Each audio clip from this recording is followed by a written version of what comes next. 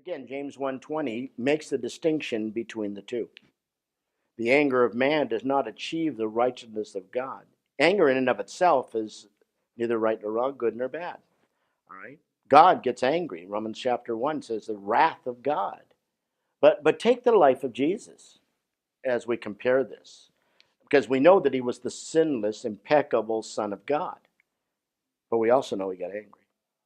I mean, at the beginning of his earthly ministry and at the end of his earthly ministry, he walked into the temple, walked up the stairs and into the portico of Solomon. And what did he do? He cleansed those money-changing Pharisees, turned those tables over, had a whip in his hand.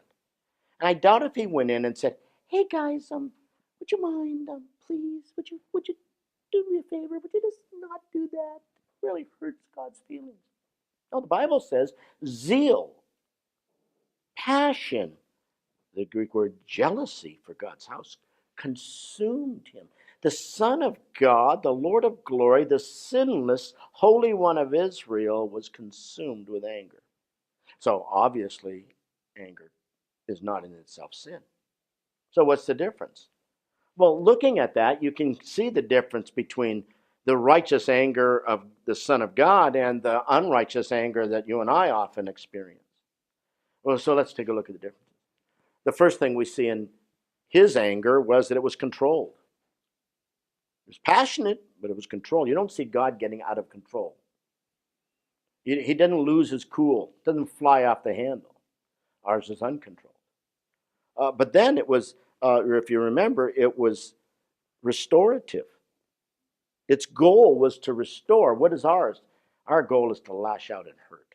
That's what our anger looks like. His was redemptive, and ours is selfish. Ours is my way or the highway. You know, you mess with me, you're going to get in trouble, right? Whereas his is redemptive.